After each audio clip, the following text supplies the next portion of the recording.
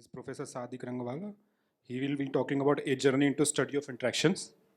Over to you.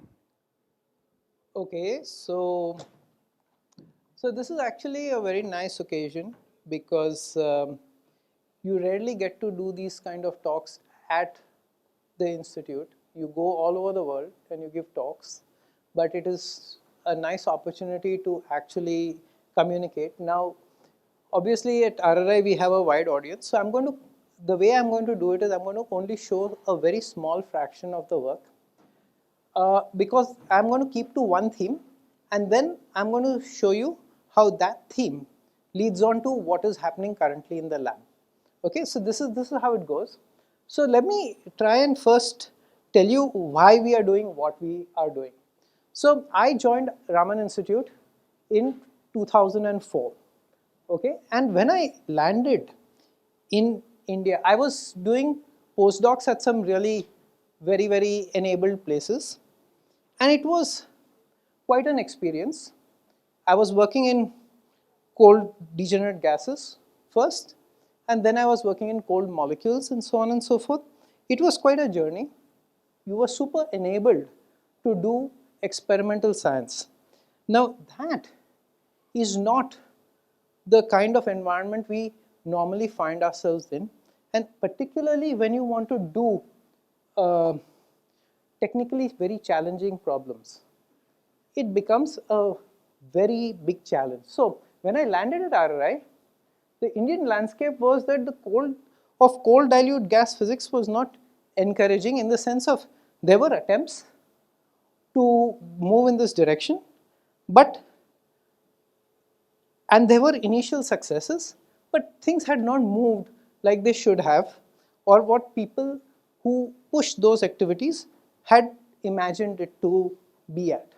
So the main cause, which I was kind of alluding to earlier, that these experiments are technically very complex, and people here had very limited exposure to those experiments and that technology, and therefore to build up that in an ecosystem which was not, it was a challenge, okay, and there was also almost no background of precision physics with atoms. So also then there's another very big problem. If you're going to be working with cold dilute gases, there's a very big problem because the way the community is, it's a dilute gas. So interactions between neighbors are weak. The way large part of this physics happens is that the interaction is then parameterized into a single parameter, which goes by the name of scattering length if you're doing Bose-Einstein condensate or something of that sort. Now, if you have parameterized interaction into a scalar interaction, then what actually happens is it really stops mattering which, if you're going to do many body physics with this, it stops mattering which system you are working with. As long as you scale up things properly, everyone with an atom which is laser coolable and you can take to degeneracy has essentially the same opportunity. So you do an experiment in, let's say, sodium. That experiment is considered done for all the other species of atoms that you would have you could be working with. So when I was doing degenerate gas physics, it was very interesting. You'd go to the lab in the morning, you'd start the experiment up, experiment would warm, and while that was happening, you went to the archive and you looked for whether your experiment was still in play or whether someone else had scooped you. It was just as simple as that. And you always lived in fear of the fact that what you have been working very hard for several months in a big team is going to get taken over. So, which is kind of done, and then what you're left to do is certain things which are not necessarily of the dominant interest. Okay, so you were competing with the rest of the world from day one. Okay, so all of these things made me think that, okay, the experiment I should be doing when I set up should be away from the mainstream, okay, and should be unique. It should be something which does not have, I mean, which I cannot imagine or I do not know of anybody else pursuing, so that I have a initial advantage in order to build up. So this was the thinking. Okay, this is personal to me. Different people who have started in such domains will have a different take, maybe, but this is personal to me. Okay, so this was the thinking when I came in. So one of the problems which always from my PhD days that bothered me is, why does matter accumulate? We know that there's Big Bang and stuff happens and stars form and various things happen. But why does matter have to come together and form solids, liquids, etc.? And if you start looking at that, actually there is no theoretical evolution which will allow you, which will take you from a bunch of particles into me or you or this auditorium or whatever. So there is no single pathway which you can reliably say. We can always argue anthropocentrically and say, I am, therefore, I mean, this must be true. But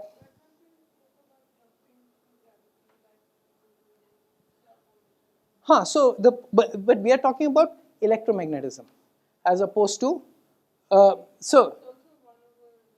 correct. But so gravity is a different thing. But I'm thinking more like, if you put particles in a box, okay, a gas of atoms, put it in a box, you don't expect to open the box and find a lump of solid at the end of it and everything else taken care of. You will still expect, if you open it after 100 years, you'll still expect the box of gas. And so this matter is not actually coming together. Okay, it is kind of just moving around, doing its thing. Yeah.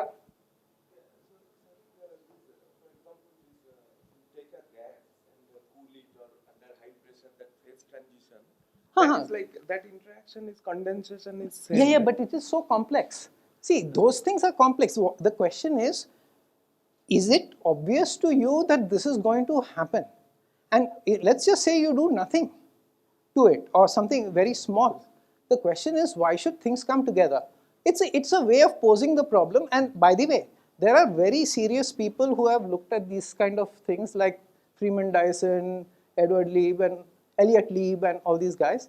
They have looked at these and other classes of problem to try and construct whether there is any good reason why matter should be stable in its accumulated form. Okay, so it is fairly serious. Okay, so the thing is, how do you study this? When we are talking about various things that we do, most of the interactions and most of the chemistry that is in our domain of experience is kinetic driven. There is a potential, but we know that if we increase the temperature of the reactants by a few degrees, then the reaction goes much faster, and so on and so forth. So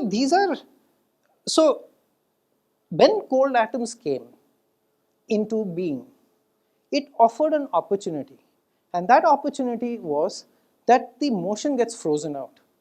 Once the motion gets frozen out, you can then study what is the impact of the potential that these two interact with, that atoms interact with. And that's kind of coming to your question, the analogy to gravitation or something. It's not the same thing, because now it's only now when you freeze out the temperature for these small masses, when you freeze out the temperature, that you can start having interaction dominated science. Okay, so but if you make a homogeneous gas, if you take a gas and make a homogeneous volume of this gas, then it's going to fluctuate. There are going to be density distributions and so on and so forth, and there's going to be density fluctuations. But what is going to distinguish one part from the other part? Nothing.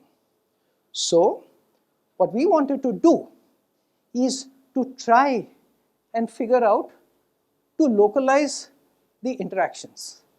In order to localize the interactions, also the other thing is between atoms in a gas, the interaction is weak. It's 1 over R6, okay? So at the asymptotic interaction, 1 over R6, if you pull it very far apart, it's 1 over R7. But now if you put ions in this volume of gas, then you can't put so many ions in the first place because they will repel and so on. And then you have centers about which you can conduct a certain scientific program, and that will allow you to essentially investigate how to manipulate and work with matter in the dilute gas systems by turning on interactions. And so this is what we were after. Okay, this is in some sense the genesis of the ion atom experiment. So I was sitting there with the opportunity, which I am super grateful for, from RRI, to come up with my own experimental plan. And after some meditation, this is what emerged. Okay, so this would mean that, so in order to actualize this experiment, what do you need? You need to have cold atoms and trap them, something I'd done before, and you have to do trap ions and cool them, something I had not done before, and put these two together so that they would be in the same spatial region and they would be interacting. This was the thinking.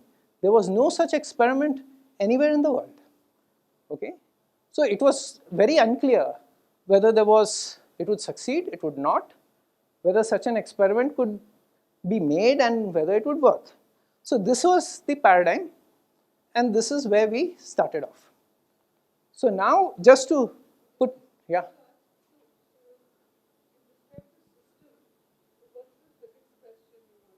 Why gonna? Oh, okay. So when you said the experiment, okay. So the point is, first you have to see, experimentation works is the art of what is possible. Okay, experiment is not necessarily, you can't just drive it with a far goal. You also need to know what it is that you have within your ability to do in order to enable a certain question. So you have to be, you become in some sense a kind of a slave to what you build, and then the consequences that, I mean, where that fellow leads you is what you need to actually do. And sometimes the naturalness of what the experiment presents to you, and actually that is a lot of my case here today, is what makes the most sense to observe and study.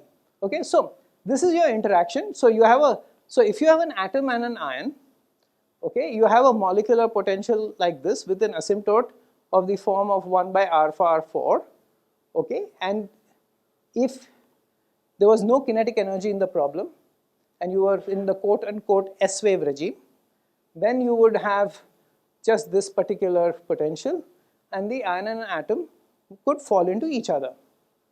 If you have kinetic energy and you have angular momentum states, then you start building up an angular momentum barrier and so on. So basically, conceptually, what you want to do is you have an ion surrounded by many atoms, and these atoms will polarize, okay, when everything is very cold, will polarize in the field of the ion and start to interact with the ion. Okay, and then we see what happens. Okay, so the experiment that we built was a linear Paul trap, and I will tell you on the next slide what that next slide, what all those things are. So it is one of the, there are basically 2 or 3 kinds of ion traps depending on who's counting. Okay, I mean classes. So Paul trap is one big thing, Penning trap is another big thing, and there are kingdom traps and various other traps, which are in some sense or the other a mixtures of various trapping this thing. A Paul trap is a trap where you hold an ion in place using radio frequency fields and DC fields.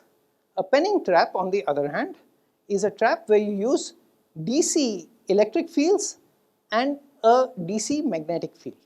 Okay, penning traps, for reasons which I need not go into, are not suitable for these kind of experiments. If you want to put laser cooled atoms in the center. Okay, so we evolved a design of a Paul trap, which is 4 rods on which you put radio frequency fields, and the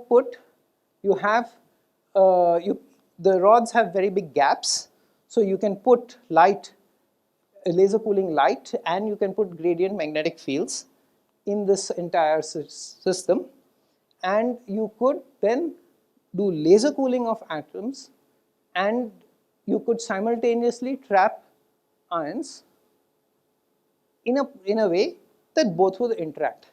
Now, what were the concerns with this? Yeah. Just zero thought of my question. So you wanted to see how these things, they are weakly interacting. You wanted to freeze out the kinetic energy and just have them interact. But then you're holding them in place somehow. Right. So aren't you... There is perturbation, yes. No, not because the external field seems to... Wouldn't it be much more...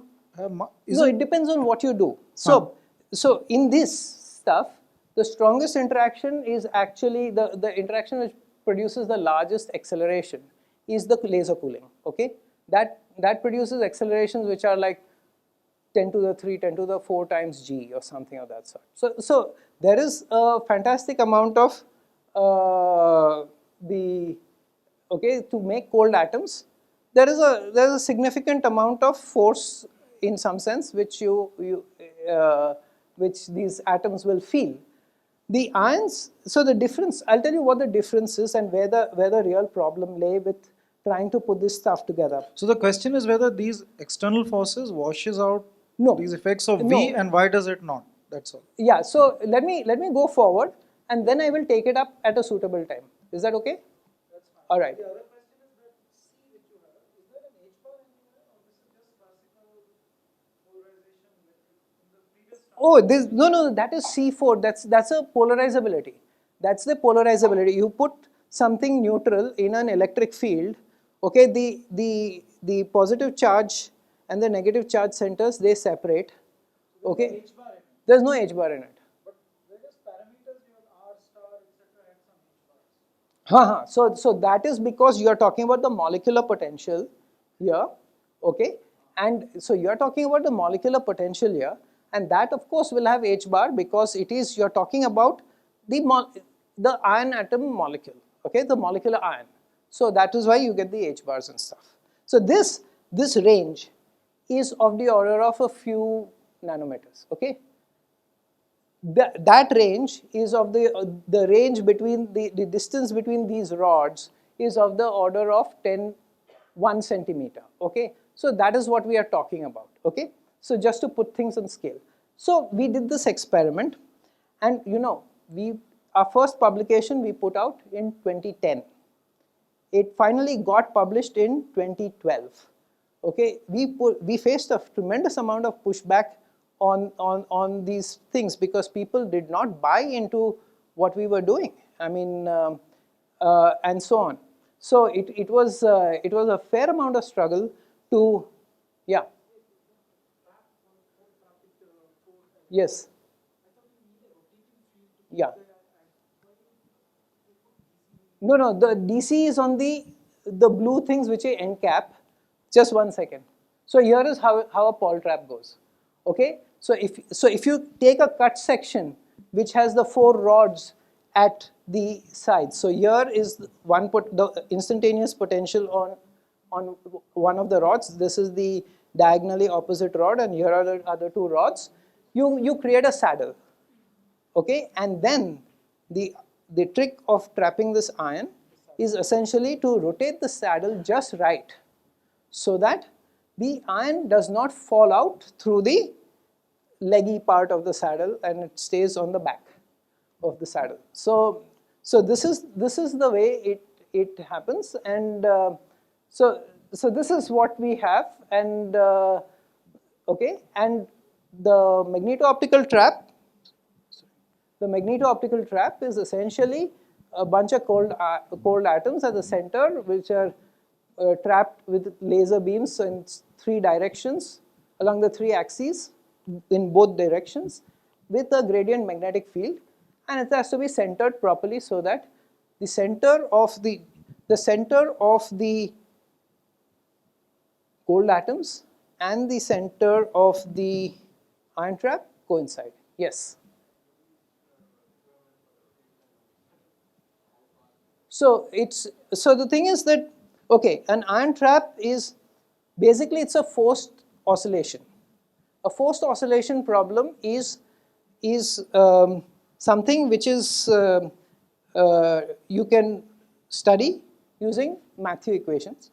Now Matthew equations have a solution which affords, in some parameter space, in ion trap jargon it is A and Q, okay, Q is, so don't worry about it. So there is some space A and Q, so let me draw it.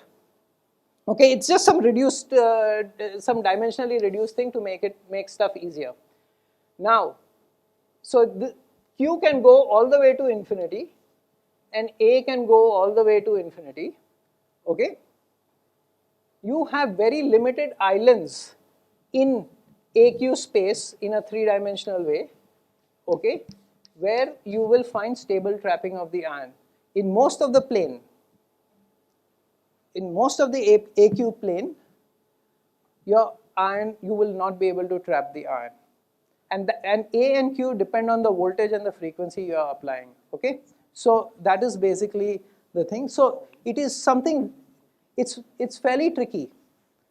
Nobel Prize gone for this, Nobel Prize gone for penning trap, Nobel Prize gone for Mott. All these things are you know, every slide will contain some Nobel Prize or the other. Yes. So, yes, because we were up against an experiment from MIT, the first guys actually said that the MIT guys should be writing this paper. You shouldn't be writing. Seriously, I have it. The journal apologized, saying that this is a miscarriage of referee reports. I don't want this on this thing, but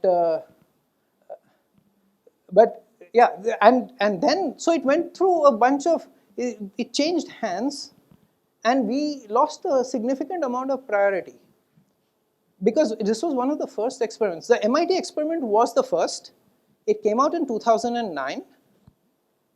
There were 2 experiments, three experiments and us who came out in 2010, okay, doing different things, okay. I will come to those things a bit down the road, okay. So this is the trapped ions and atoms, and technically what really bothered us is that if you are going to put radio frequency on cold atoms, are you going to stop cooling the cold atoms, okay? Are you going to start, you know, driving something, yeah, something on the atoms, okay, that is going to inhibit you? And there was nothing, I mean, we just had to do it and figure it out, okay. So we made an experiment. Before we made this experiment, we made an experiment just to check what is the effect of radio frequency on cold atoms, okay.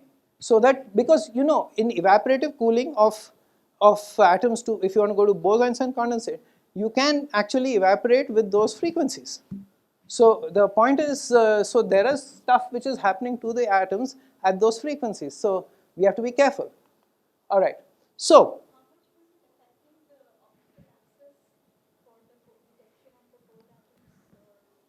no, it was fine. I mean, it's like any cell-based cold atom experiment. I mean, it was not that was not a criteria on this experiment. Yes. But what kind of RF frequency range you are talking about? So we were, see, an ion trap can operate anywhere. No, in this experiment. In this experiment, finally we have been between 400 and 600 kilohertz. Yes, but Okay. then the cooling rate, especially in a driven dissipative system like a magnet-optical trap, is much faster. So you wouldn't expect radio frequency to have a significant effect, right? Well, Means- so that was why we built the experiment in the first place. What I'm trying to say is that we had to check things. I mean, you check things. No, that's true. I mean, I agree with you, but I also know that you shouldn't have expected also that this should Yeah, so which is why we went ahead with the program also. But the point is, look, you may whether it completely does not affect, whether it has a partial this thing or a partial this thing, we do not know. Okay, so anyway, so I'll cut a long story of experiments over 8 years short and present it in terms of these 3 graphs. So what happened is that when we put cold atoms and ions into the same trap, the first thing we saw was that essentially the lifetime. So what we did is we took rubidium atoms, okay, we laser cooled rubidium atoms, and then we ionized those same rubidium atoms which we were trapping at the bottom of the ion trap, and we created ions. And then we asked the question, what is the interaction? What does the interaction do to the rubidium ions? And what you find is something, this is for cesium, but doesn't matter. It's basically the same thing. If you build the mott of rubidium atoms and then you ionized the atoms and then you blew away the mott and only looked at how long the ions would survive in the ion trap, that was a few seconds or 10 seconds or something of that sort. Okay, but when we kept it in contact with the cold atoms, then we saw a much larger lifetime, and it finally stabilized. Okay, in the limit of long time. That's not this graph, but you know, we don't want to be here all evening. So then it basically finally stabilized at some 200 ions kind of thing that we held, and we could then argue that we were doing very effective cooling of ions with atoms. Now what the graphs on the side show, so now what you are seeing in the yellow bars here is the ratio of the mass of the coolant ions, coolant atoms and the cooled ions, and here it's the equal mass. Okay, and here the mass of the atom is larger than the mass of the ion, and here the mass of the atom is, mass of the atom is smaller than the mass of the ion, and here the mass of the atom is larger than the mass of the ion. And there was time tested, time honored and put forward by Demelt in 1968, Major and Demelt, that essentially only in this case, where the mass of the atom was smaller than the mass of the ion, would you see cooling of by collisions between an ion and an atom. So the ion would cool in the presence of the atoms only when the mass of the ion was larger than the mass of the ion was larger than the mass of the atom. For equal mass and for the inverted mass ratio, it would heat. And we showed cooling we basically showed cooling for equal mass way back in 2011 when we did the experiment, and 2012 when it got published. But anyway, so this was actually a big departure from how people understood what was going on. So let me just tell you very briefly what is happening. The trajectory of the motion of an ion in an ion trap looks a bit like this Lissajous figure. This is the center of the ion trap. Okay, as you move away from the center, the field that the ion feels is increasing because you have moved away from the zero of the saddle point, which has zero field, and now the ion feels the motion it responds to the activity, becomes a slave to the local field. And that is why you are seeing, as you displace yourself further up, you are seeing large amplitude motions, and you are seeing very slow amplitude at close to the center because you are properly on the saddle. So what? Sure, sure, and I'll tell you exactly how it happens.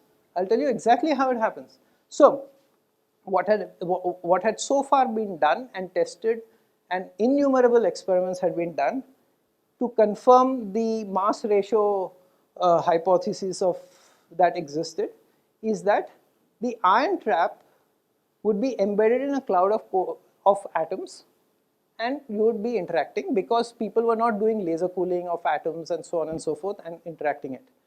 What we did, the change that we brought into the whole business, was that we put only at the center, we put the atoms.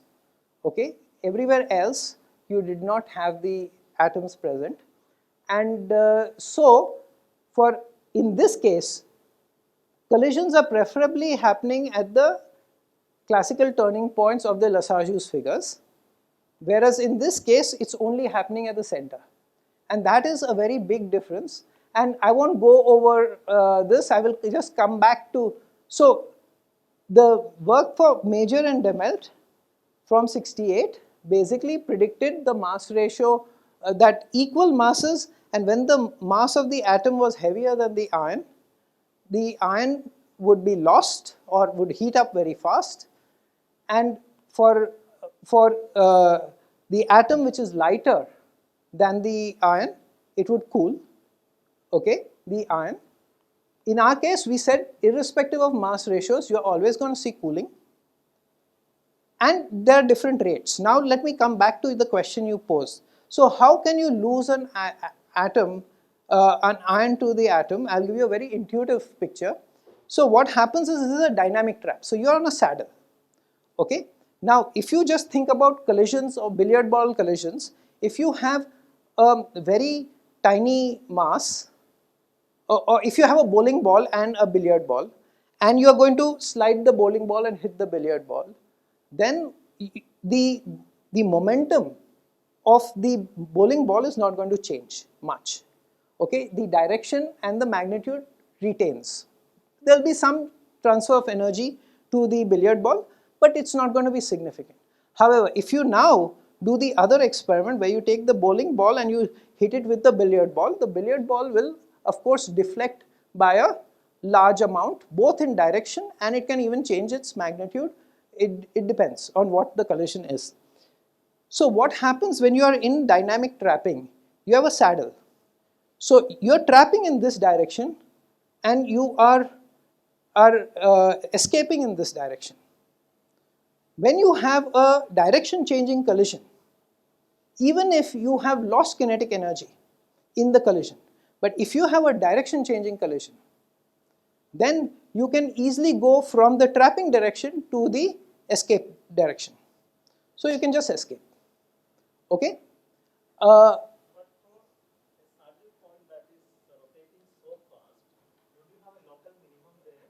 No, the point is that, see, you're seeing in this one, you can see that the ion is actually wiggling all over the place. So there's an effective potential which follows. The way the effective potential is generated is because, you see, what has happened, if you just take, if this is my trap center and this is where the ion is, okay, it is going to go through forced oscillation because of the local electric field it is going to see. If I just track the oscillation frequency, oscillation at one point, then over one cycle of the imposed field, it has completely recovered and come back to its original situation. However, because the ion is in motion, and that motion comes across because of the saddle, the time average over one cycle does not become zero. The time average over one cycle can be inward, okay, give an inward force or an outward force, and this is basically how an ion traps in a Paul trap. Okay, so let me move on. So we then did an experiment with potassium, which was a much lighter ion, and we collided it with the rubidium atoms, and we still showed cooling, which is here, okay? And that was, in some sense, so this is basically the summary slide of the collisional cooling. I don't want to dwell too long on this thing, because what was established in literature till then was basically, depending on the mass ratios, there was heating, a low level of heating, and cooling. And what we saw when we made the experiments is cooling in all of them, and very rapid cooling when the masses were equal. Okay, the masses were equal because we had just taken an electron out of the atom. So we had a daughter ion and a parent atom, and they were undergoing collisions. So from an elastic collision point of view, okay, this was not really acceptable. We shouldn't have seen such dramatic difference in cooling rate, because we kind of just equalize the masses. So we proposed that there is another mechanism at play which is also doing cooling, and that is one of resonant charge exchange. Okay, briefly, the idea is the following. Let's take an atom. It's in the bottom of a well, okay, and it is centered, and it is basically, in time, it is stationary because it is cold. Now you take an ion which is, let's say, fairly fast, and it is moving, and it makes a glancing collision, which is the most probable of the collisions that you can have with the atom. Now the electron which the atom has, when they are passing each other, is shared between these two, and what you can have with 50% probability is a very fast atom move out and a very cold ion stay in the bottom of the trap. Okay, so through a process of exchange, you can actually, in one shot, by statistics, get either a cold atom or a cold ion at the end of the whole business, and it's a 50% chance when you have a glancing collision. So this is also, and then we did an experiment to show how much more effective this cooling mechanism is, and we could figure out some limits, which is that it is between 40 and 150 times more effective per collision in sucking away the energy of the ion. Yeah. So in this case, of course, the ratios of mass is the Same. then you have the same atom ion. Yeah. Right? But if you have, I mean, it feels like a replacement mechanism almost, right? Because True. you would end up getting ions, but then there would be a mixture if you didn't have a ratio of 1.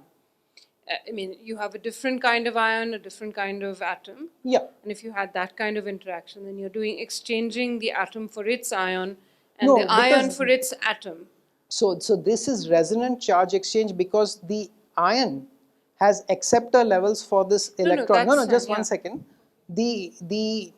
If you had different heterogeneous, the atom and the ion were not the same, then essentially their energy levels are different. So there's a cost in energy that has to be paid. That makes the collisional charge exchange about 4 to 5 orders of magnitude less probable. Okay, so this is only for the this ones is where only when you satisfy the resonance condition, and the resonance is in some sense, this is not a resonance because it actually happens at all energies. It just requires the fact that the energy levels of the ion are matched to accept the electron with, so when you finish off the exchange process, you are left with the same two entities and no cost in energy. It doesn't have to do anything inelastic in order to fulfill this. So this is one of the things. Okay, so now let me come to another aspect of our experiments, which is 5 minutes. Really? Already 40 minutes. Okay, fine. So there's another aspect of our experiments, which is hybrid trapping. Well, the earlier one was also hybrid trap, but now what you do is you have a Fabry-Perot cavity looking on to ion traps.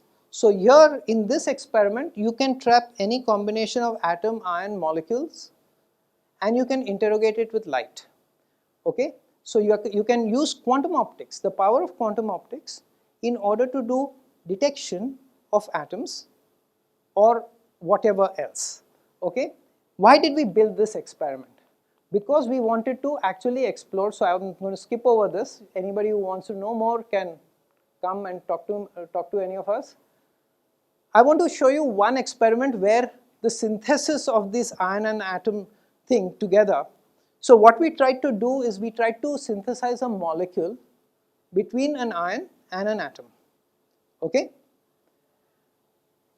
And that ion and atom synthesis of the molecule basically becomes possible only if you have this kind of a trap, because you have to hold things together for a long time in order to be able to do this experiment. So there's a process called photoassociation by which you can actually excite a free ion atom pair. Normally it's done with atoms. Okay, so photoassociation is normal. It had never been shown on an ion atom system. So we thought the ion atom system is going to naturally create molecular ions because of the whole building of the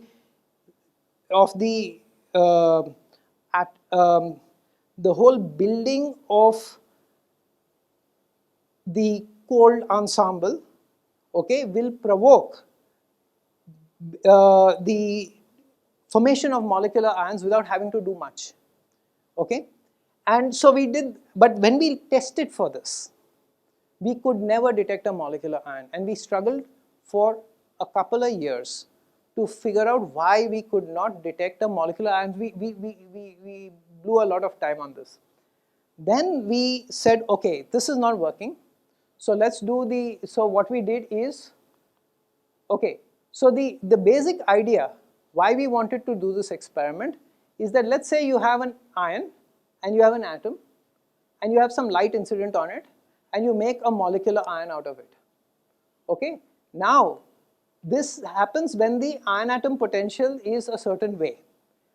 Now that you have built a molecular ion, let another atom fall into the molecular ion. The ion atom potential does not care about the complex you have formed, it's just a charge. So now you should be able to zap it again, make another molecular ion which is larger than what you had previously constructed, and so on. You could build things up from zero into something which could be quote unquote cluster like. Okay, so we wanted to see whether this actually works. Okay, so light, what it does is exactly this. So yes, exactly. No, it doesn't. So what happens is you have an ion and you have an atom.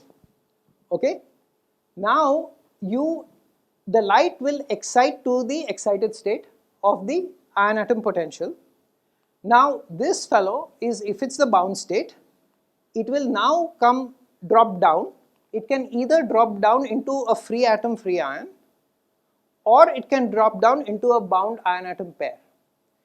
We have, in the experiment, we have the precision of even detecting one event of a molecular ion being formed. Because of how our detection works, if there's one molecular ion, we can identify that this process is active. So then what would happen is, okay, so if some molecular ion formed, then the next potential that between the molecular ion and a ground state atom would be exactly the same, because the asymptotic form is the same. This is photoassociation is something which happens in the asymptote. So you build this up again, and you have another more complicated molecular ion formed, and so on and so forth. So anyway, because I'm very short on time, so let me show you what we actually did.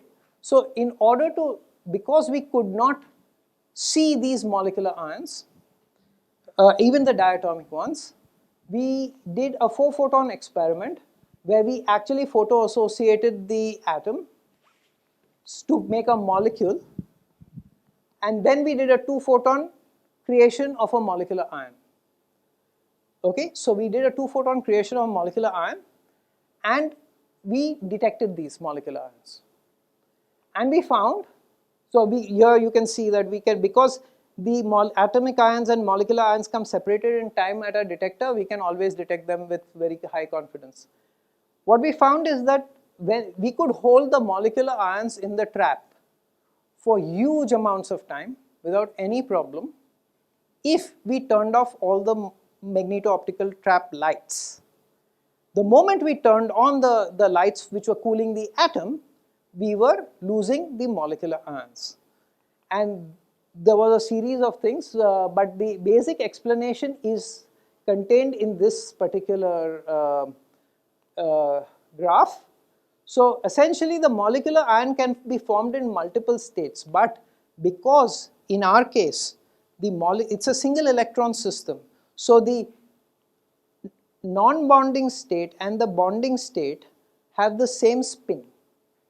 So you can have a dipole transition from the bonding states to the non-bonding states, and your molecular ion will dissociate.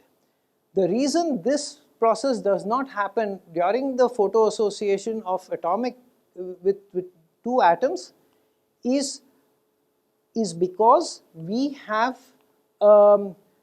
this is a singlet usually, and this is a triplet, and so you have a spin forbidden transition, and that protects you against this particular mechanism. This is also why H2 plus doesn't exist in space out there. Okay, this is the same actual reason.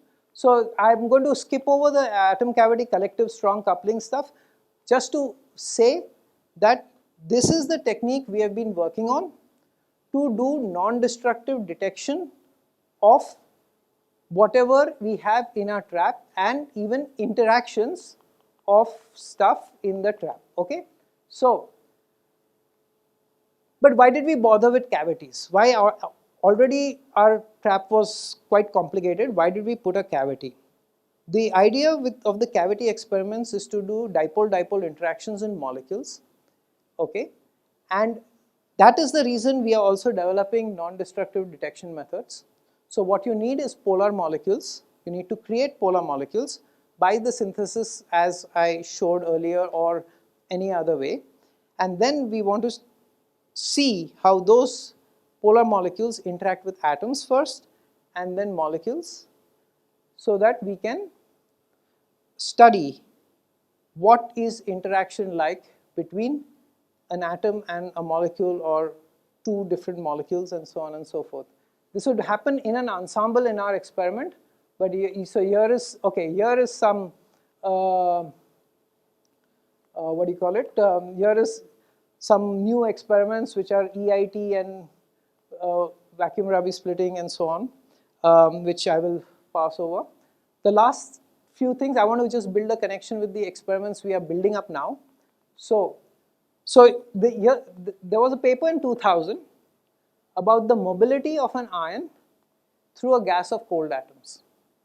Okay, now the ion, if you have an ion in a cloud of cold atoms, it can move. And you ask the question, how is the charge moving through this matter? Now there are two ways. Either the ion keeps bouncing in its neighborhood and transports itself mechanically, or if you have this resonant process available to you, then neighboring electrons from neighboring atoms can hop to the ionic center, and you can have a whole hopping mechanism for charge transfer and have no mass transfer but have charge transfer. So we've worked a lot on this. So basically the question you want to ask in such an experiment is that, should you have an ion here at the center? How does it transport to another location there? Okay, And what we have found is that there are these two diffusion mechanisms. There's the diffusion by hopping, and there's the mechanical diffusion that which transports mass. And these two can compete. Okay, so the diffusion, the mechanical diffusion, which is transport of mass, goes up as you move away from the center. There's a diffusion coefficient. The diffusion coefficient increases for mechanical scattering, but it decreases for hopping, goes negative, and then comes back up again to a positive, in the positive range. Okay, so what this means is that diffusion, there's a competition between these two classes of diffusion in the problem, and if you take it to the logical conclusion, you put an ion in either the blue region or this yellow region, the ion will land up on this sphere because this is where it stops diffusing. There's no diffusion. So you have trapped the ion in a mass gradient. Okay, there's a gradient in the mass distribution, and you have used that gradient of mass distribution to trap the ion and localize it. Yes. What does it mean to go to negative diffusion? That means it's in the inward direction. Well, see, this is a very simple thing. Why should something collapse suddenly? No, it's not collapsing suddenly. It will, if you are on a gradient of a mass distribution, your hopping probability is higher where the density is higher than when the density is lower. So that is okay. So that's it. That's all that there is in this entire. That's the short answer to the whole thing. What I am doing here is I am distributing. I am taking the mechanical diffusion in one way, and the hopping diffusion I am treating it separately. And then you can evolve the total diffusion, which would be the yellow line here. Okay. So total diffusion never goes to negative. No, that no, should not, the right? yellow line is here. No, but that also is going to negative. No, this is diffusion coefficient. This is not diffusion, this is diffusion coefficient. Okay. This is a diffusion coefficient. The sign of the diffusion coefficient is changing. Yeah, what? Yeah, so the point is that a diffusion, how the diffusion progresses is a function of density, local density and local density gradient. Okay, now because you have a density gradient in space, you have a different diffusion coefficient at different locations in your experiment. Yeah, you are saying it collapses. Yeah. No, he is saying negative. That means he is saying about the collapse. It has a tendency to move inwards. That's all that. Yeah. Are you saying the gradient is negative or something? No, the gradient here. So this is the center of the magneto-optical trap. Okay, as you move away from the center, the density goes down. Okay, so close to the point of maximum gradient is where you have essentially the point where the chance for the particle to move outward with scattering, okay, with mechanical scattering, is balanced by the chance that this fellow will move inward due to hopping, because there's a hopping rate. This is all stochastic. There is a hopping rate, yeah.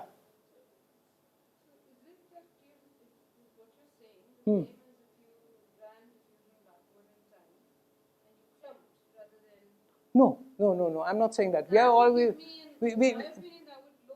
no, I'm just saying that this one diffusion tracks mass, the density. So the negative diffusion coefficient. It's not. So it is a directional property of. It's just a vector. This is positive, this is negative. It's a diffusion. No, I mean. Okay. No, that's the way Sadiq. That's what he meant.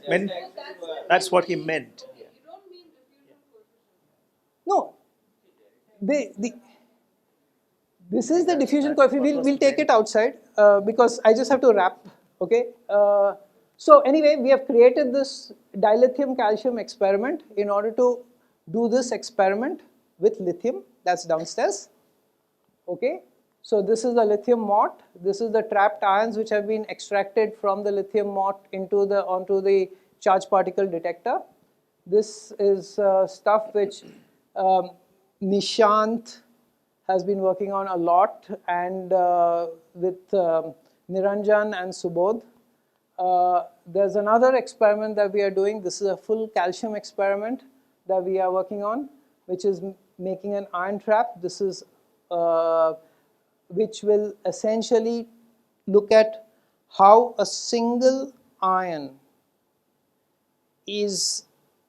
interacts with a single atom or a clump of atoms, and how the force between the single ion and that ensemble or a single atom is how that evolves the system.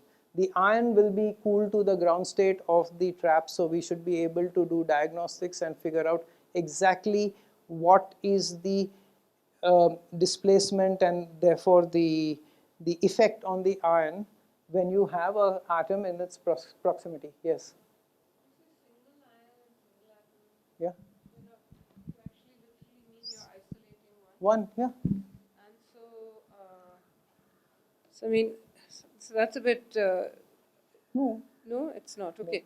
But fine. I mean, apart from the expression of no, let me just explain why I think, I mean, why I'm confused.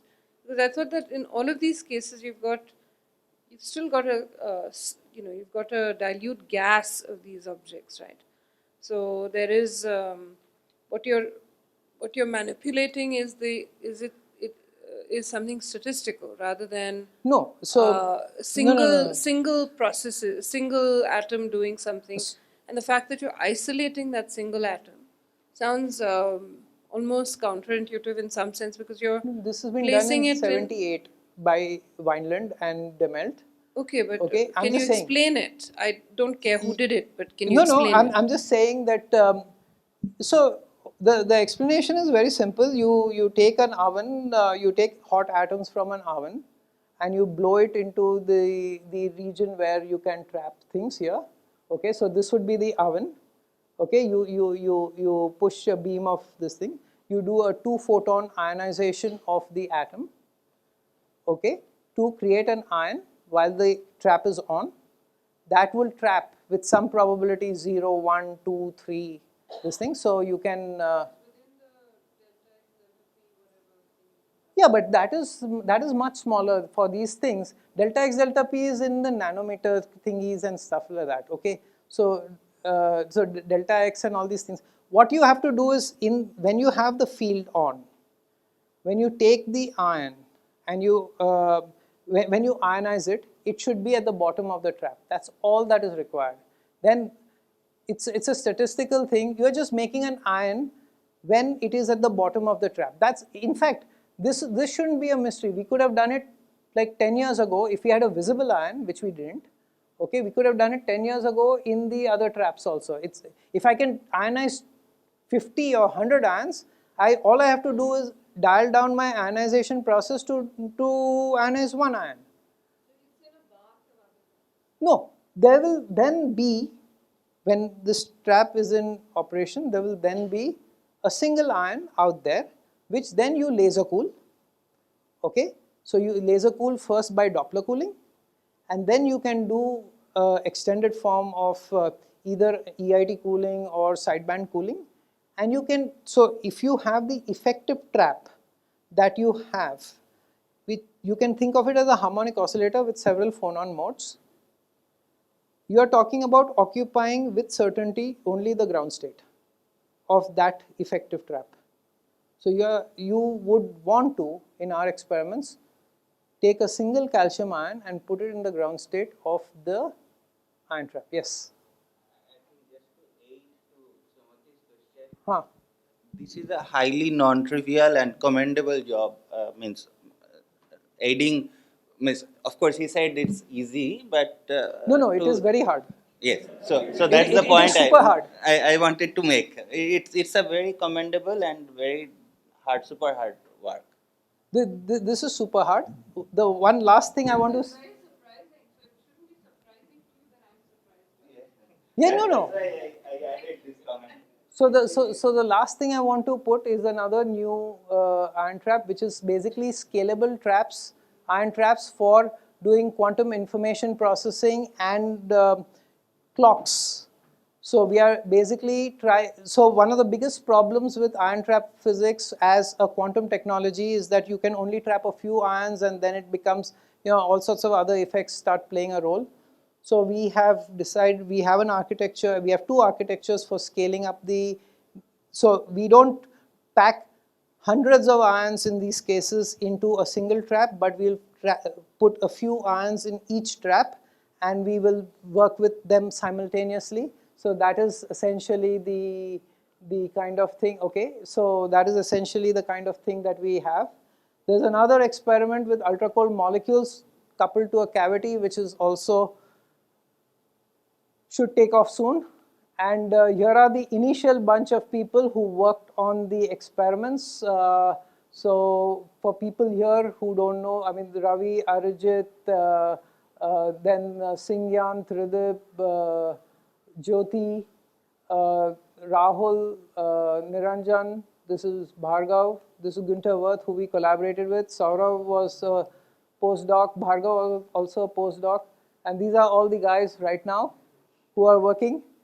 And yeah, so this is the gang. We are missing from the photo Subodh, Arup, Sachin, and Amrendra. Amrendra is not there. And then we have strong collaborations with the French group of Olivier Delieu and Robin Cote, who is in Connecticut. Now he's in Boston, actually, yeah. So this is the thing. Yeah. We can have some quick questions, one or two. Yes.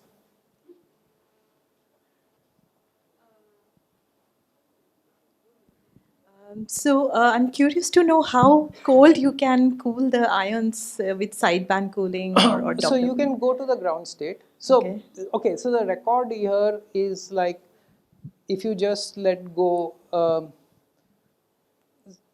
So long as you can make it to the ground state, then it will depend on what is the trap curvature, so that you have the quantized levels, and that is basically the end of that.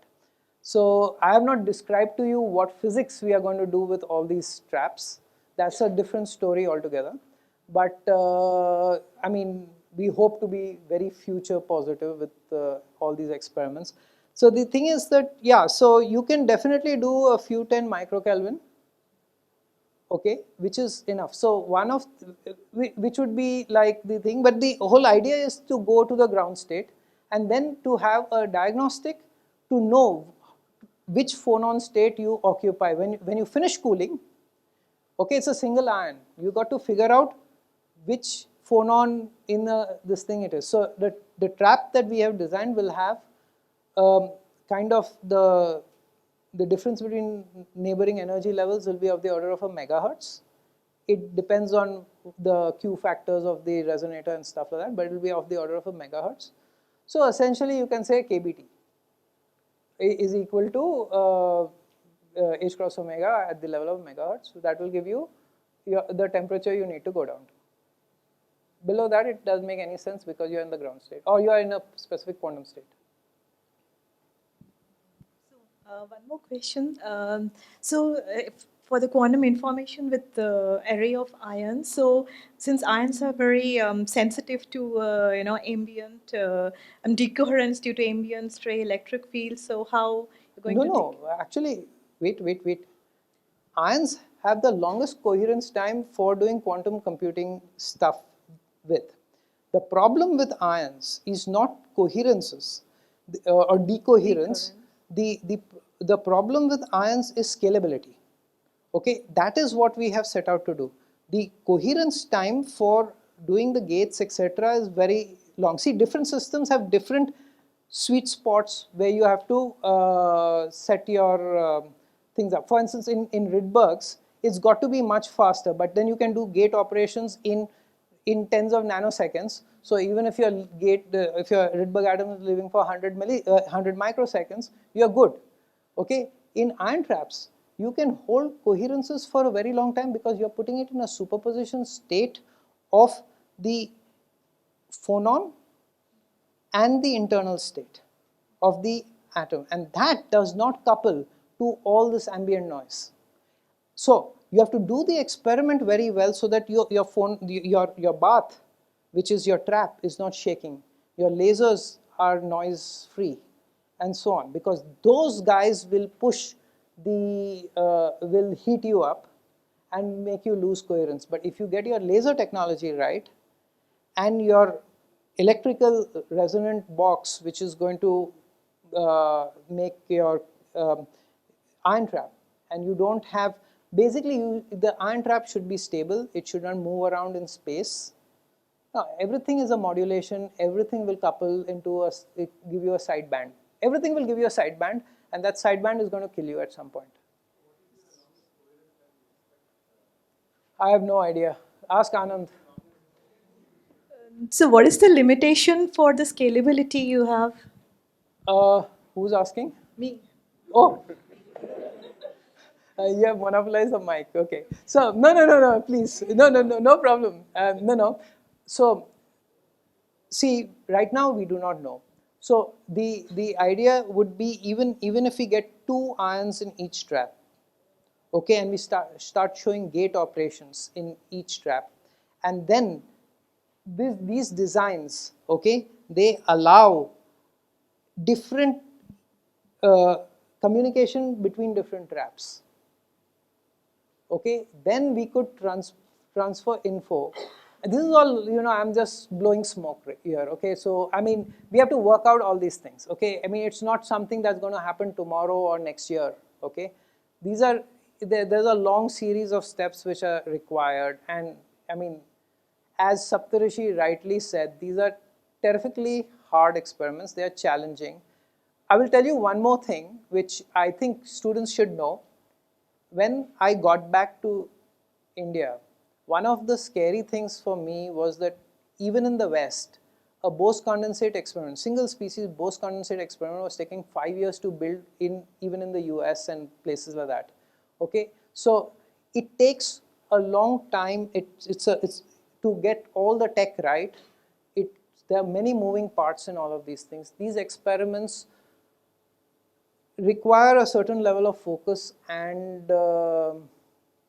what shall I say? It requires certain level of focus and this thing for precision. Okay, you have to have the kind of a slightly no compromise attitude on the experiment, so that you get it, you get the things going. Otherwise, it kind of slides very quickly, very fast. So you mentioned the phonon state, right? So that has to do with the potential. Trap. Yeah. So the quantum state that you have is one that's entangled between the trap and the atom. Okay, so this is, yeah, okay, so that makes more sense to me. Thanks. Yeah. No problem. Sadiq, I'm still curious to know whether it's going to be in milliseconds or seconds. Seconds. Okay.